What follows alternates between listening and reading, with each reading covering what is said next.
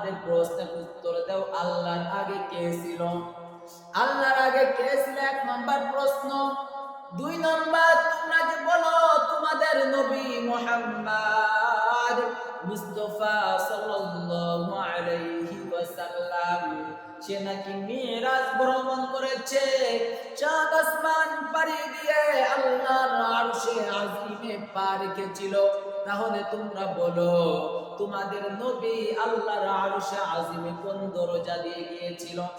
3 নম্বর প্রশ্ন করে, ও মুসলমান, তোমরা আরেকটি প্রশ্নের উত্তর দাও, তোমাদের আল্লাহ এই মুহূর্তে কোন দিকে বসে আছে? তোমাদের আল্লাহ কোন দিকে তাকায় আছে? ডানে তাকায় আছে নাকি বামে তাকায় আছে, নাকি উল্টো দিকে, নাকি উপর দিকে তাকায় আছে? কোন দিকে তাকায় আছে? ও মুসলমান, তোমাদের সামর্থ্য থাকলে তোমরা উত্তর দাও।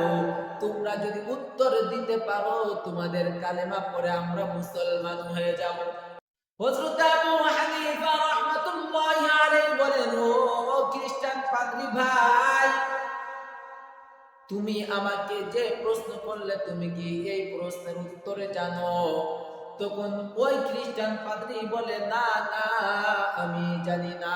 হযরত আবু হানিফা রাহমাতুল্লাহি আলাইহি বলেন, ও খ্রিস্টান পাদ্রী ভাই, আমি তো প্রশ্নর পারি, আবার এই প্রশ্নের উত্তরও পারি। তাহলে যে উত্তর পারে সে বেশি জ্ঞানী নাকি সে বেশি মূর্খ? সবাই হিন্দু খ্রিস্টান পাদ্রীরা সবাই একই সাথে উত্তর দেয়, যে জানে সে বেশি জ্ঞানী। হযরত আবু হানিফা রাহমাতুল্লাহি আলাইহি বলেন, আমি তো প্রশ্নও পারি উত্তরও পারি, তাহলে আমি বেশি জ্ঞানী। তাহলে তুমি যে চেয়ারে মূর্খতার মতো বসে আছো, তুমি ওই চেয়ার থেকে নেমে যাও, আমি ওখানে বইসা তোমার উত্তর দিব। তখন যারা হিন্দু খ্রিস্টান আছে তারা বলেন, অবশ্যই আপনি ওই চেয়ারে বসেন এবং আপনি এই প্রশ্নের উত্তরগুলো দিতে থাকেন। তখন ওই খ্রিস্টান পাদ্রী চেয়ার থেকে নেমে যায়, হযরত আবু হানিফা রাহমাতুল্লাহি আলাইহি চেয়ারের উপর বসেন। আস্তে আস্তে উত্তর দিতে শুরু করেন। ও খ্রিস্টান ভাই, আপনি প্রশ্ন করেছেন আমাদের আল্লাহর আগে কে ছিল? আপনাদের মধ্যে যে সবথেকে জ্ঞানী সে এখানে দাঁড়ান। খ্রিস্টানদের মধ্যে যে সবথেকে বেশি জ্ঞানী সে দাঁড়াইলো। দাঁড়ানোর পরে বলে, ও খ্রিস্টান ভাই, আপনি গণনা তো করতে পারেন? বলে, হ্যাঁ, গণনা করতে পারি। বলে, তাহলে আপনি গণনা শুরু করেন। ওই খ্রিস্টান পাদ্রী 1 2 3 4 5 6 7 8 9 10 এরকম গণনা করতে থাকে, গণনা করতে থাকে। হযরত আবু হানিফা রাহমাতুল্লাহি আলাইহি বলেন, ও খ্রিস্টান পাদ্রী ভাই, আপনার গণনা হয় না, গণনা হয় না। বলে, কি বলো হয় না? আমরা তো এইটাই শিখেছি, তোমার থেকে কি আমি মূর্খ নাকি? বলে, না, আপনার গণনা হয় না। অন্য আরেক খ্রিস্টান দ্বারা বলে 1 2 3 4, আবার সে 1 থেকে শুরু করলো। তখন হযরত আবু হানিফা রাহমাতুল্লাহি আলাইহি বলেন, ও খ্রিস্টান ভাই, 1-এর আগে কোন কি সংখ্যা নাই? বলে, না, 1-এর আগে সংখ্যা নাই। বলে, 1-এর আগে যদি কোনো সংখ্যা না থাকে, তাহলে আমাদের আল্লাহর আগেও আর কোনো মাবুদ নাই। তখন হযরত আবু হানিফা রাহমাতুল্লাহি আলাইহি সূরাতুল ইখলাস তেলাওয়াত করতে থাকেন, কুল্লু হুয়াল্লাহু আহাদ।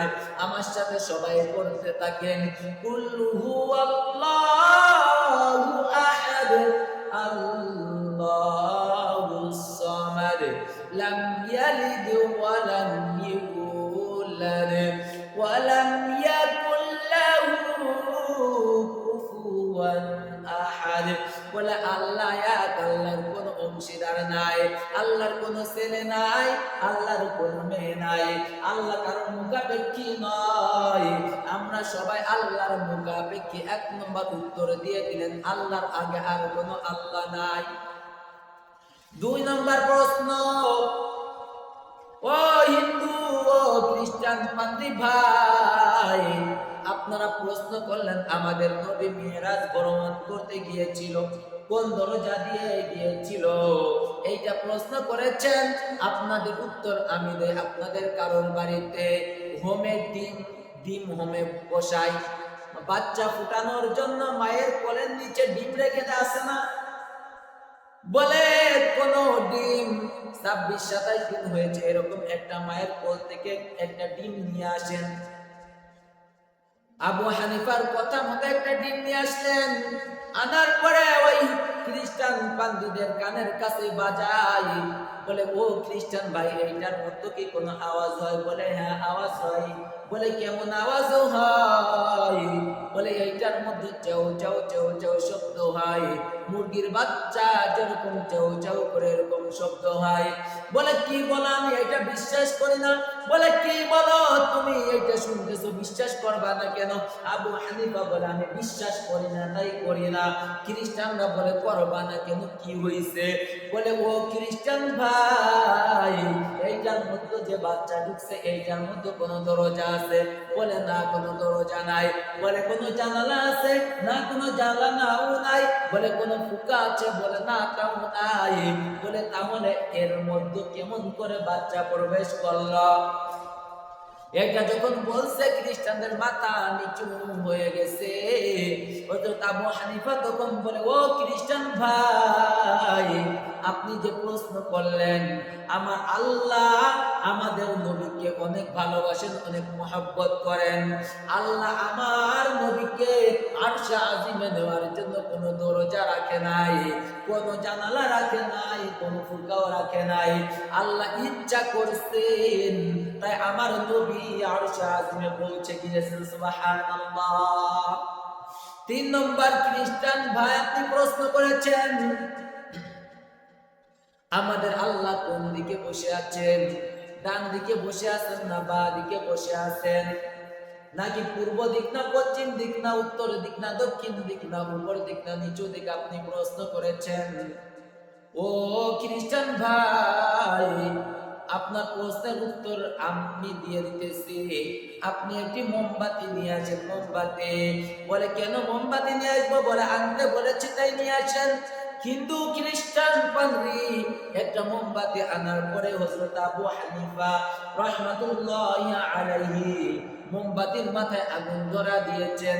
ধরা বলেন এখানে এই আগুনের আলো কোন দিকে যায়? আগুনের আলো কোন দিকে যায়? যখন হিন্দু খ্রিস্টান পাদ্রীরা বলে আলো তো সব দিকেই যায়। বলে কোন দিকে যায়? এইটা কি কোনো সীমা রেখা আছে?